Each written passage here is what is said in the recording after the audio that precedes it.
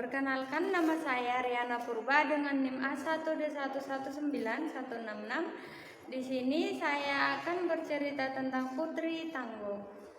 Alkisah, di negeri Bunga, Kecamatan Danau Kerinci, Jambi, ada seorang perempuan bernama Putri Tangguh. Ia hidup bersama suami dan 7 orang anaknya.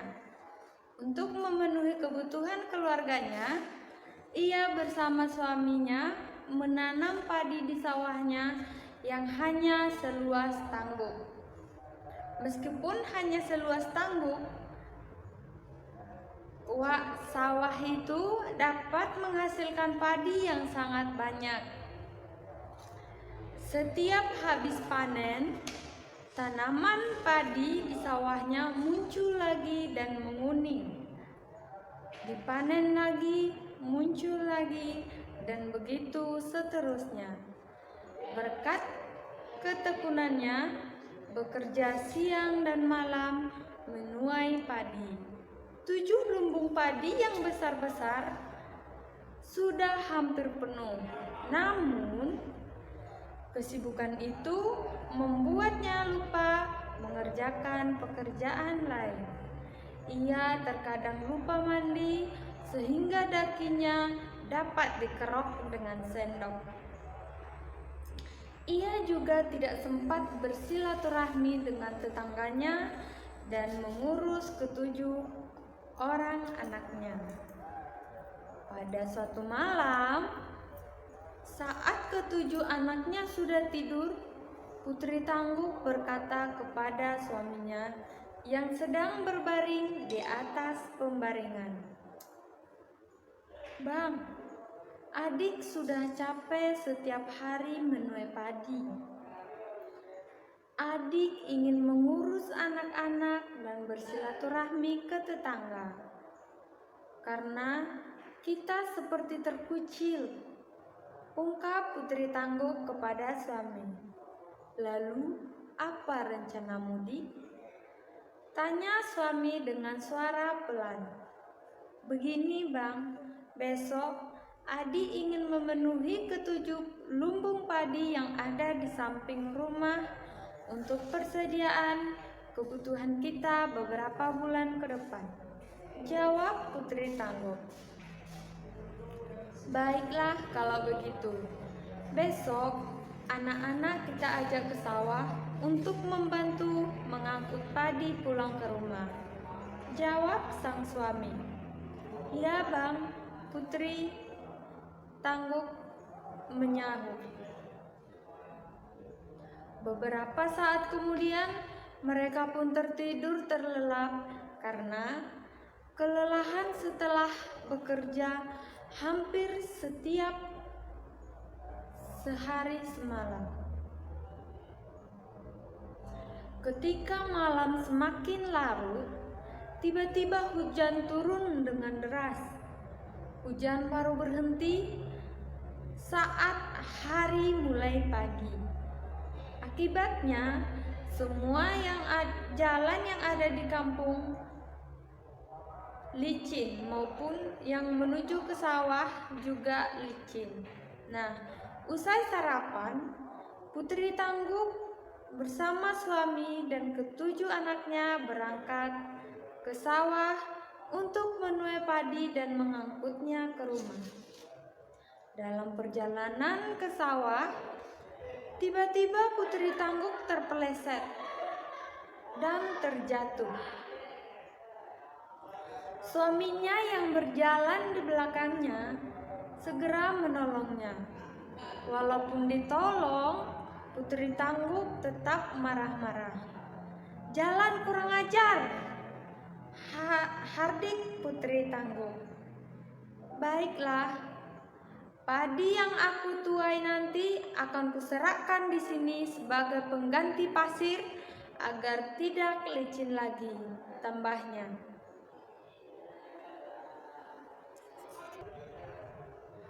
Setelah menuai padi yang banyak, hampir semua padi yang mereka bawa diserakkan di jalan, sehingga jalan itu tidak licin lagi. Mereka hanya membawa pulang sedikit padi dan memasukkannya ke dalam lumbung padi.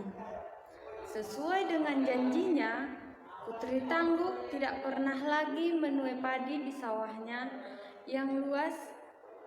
Kini ia mengisi hari-harinya dengan menenun kain. Ia membuat baju untuk dirinya sendiri, untuk suami, dan untuk anak-anaknya.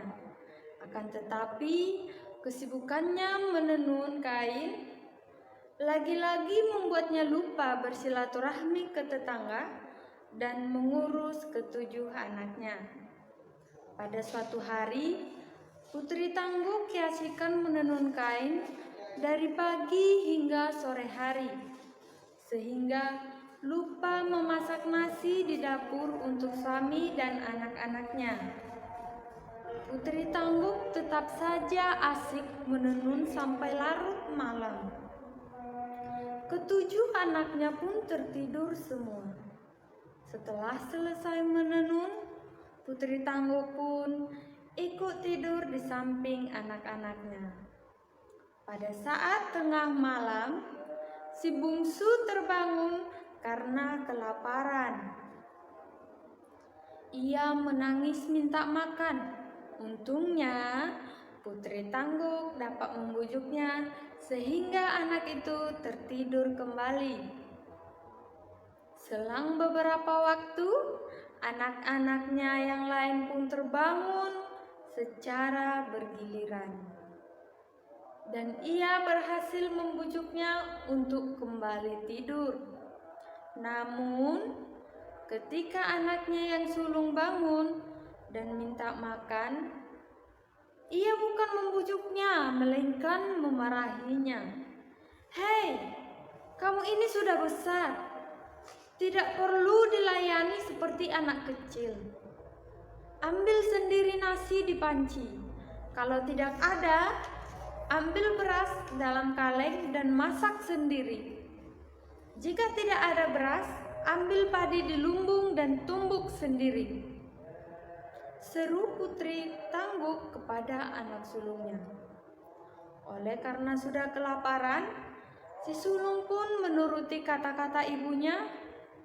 Namun, ketika masuk ke dapur, ia tidak menemukan nasi di panci maupun beras di kaleng.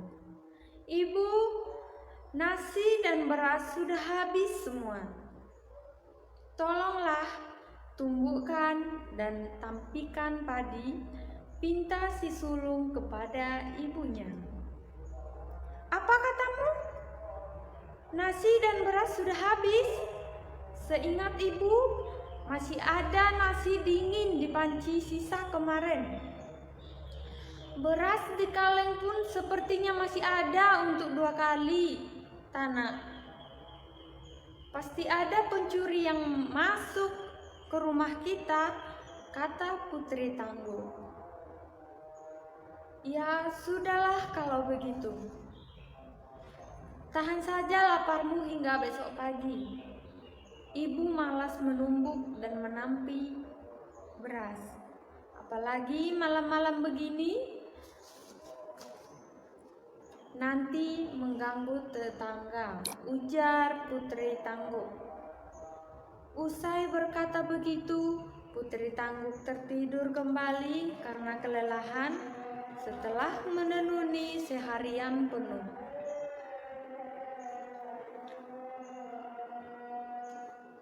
Si sulung pun kembali tidur dan ia harus menahan lapar hingga pagi hari. Keesokan harinya, ketujuh anaknya bangun dengan perut keroncongan. Si bungsu menangis merengek-rengek karena sudah tidak kuat menahan lapar. Demikian pula keenam anaknya yang lain, semua kelaparan dan minta makan. Putri Tangguk pun segera menyuruh suaminya mengambil padi di lumbung untuk ditumbuk. Sang suami pun bergerak menuju ke lumbung padi yang berada di samping rumah. Alangkah terkejutnya sang suami saat melihat lumbung padinya. Ia mendapati lumbungnya kosong.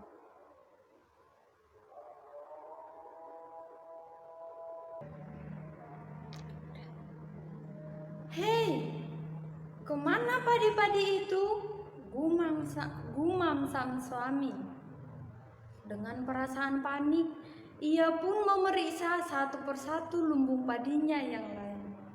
Namun, setelah ia membuka semuanya, tidak sebutir pun biji padi yang tersisa. Dik, cepatlah kemari," seru sang suami memanggil Putri Tangguh. "Ada apa, Bang?" tanya Putri Tangguh dengan perasaan cemas.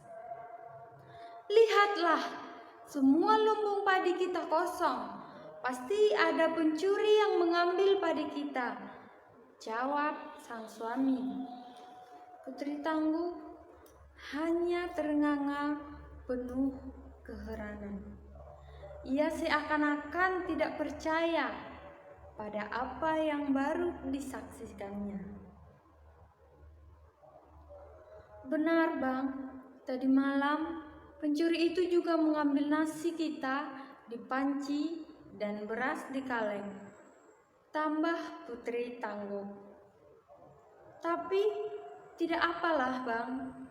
Kita masih mempunyai harapan. Bukankah sawah kita adalah gudang padi?" kata Putri Tangguh. Usai berkata begitu, Putri Tangguh langsung menarik tangan suami lalu berlari menuju ke sawah.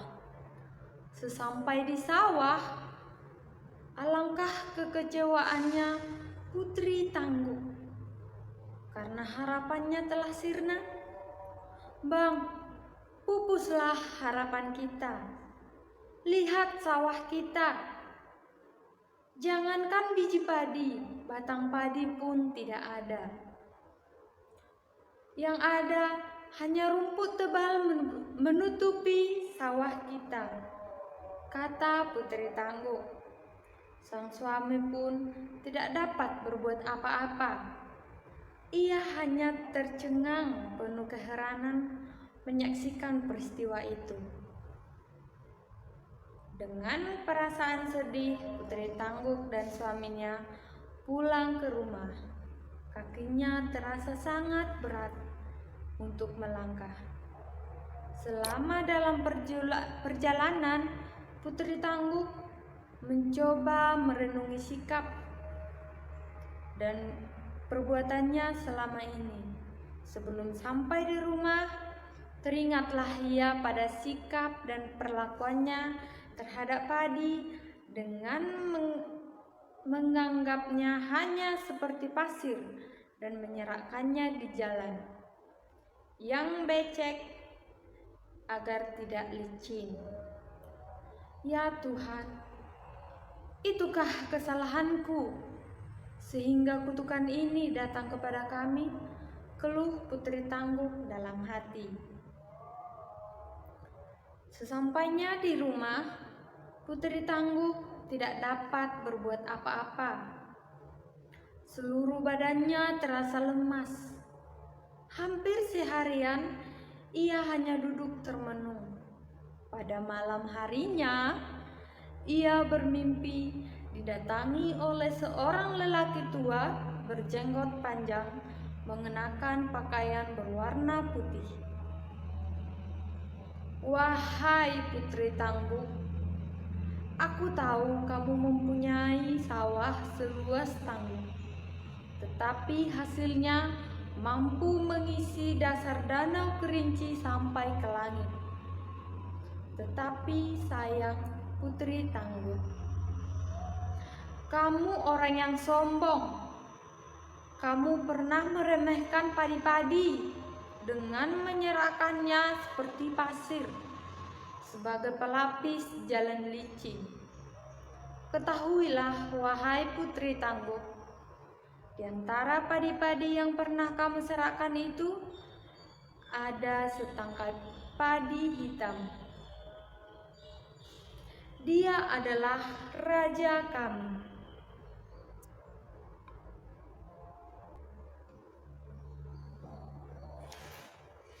Jika hanya kami yang kamu perlakukan seperti itu, tidak akan menjadi masalah. Tetapi karena raja kami juga ikut kamu perlakukan seperti itu, maka kami semua marah. Kami tidak akan datang lagi dan tumbuh di sawahmu. Masa depan kamu dan keluargamu akan sengsara. Rezekimu hanya akan seperti rezeki ayam.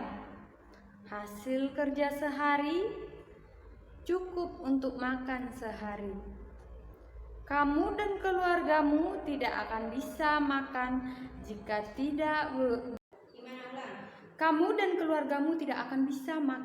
jika tidak bekerja dulu. Hidupmu benar-benar akan seperti ayam, mengais dulu baru makan, ujar lelaki tua itu dalam mimpi Putri Tangguh. Putri Tangguh belum sempat berkata apa-apa, orang tua itu sudah menghilang. Ia terbangun dari tidurnya saat hari mulai siang. Ia sangat sedih merenungi semua ucapan orang tua yang datang dalam mimpinya semalam. Ia akan menjalani hidup bersama keluarganya dengan kesengsaraan. Baiklah, sekian dari hasil cerita saya. Saya Aihan dan terima kasih.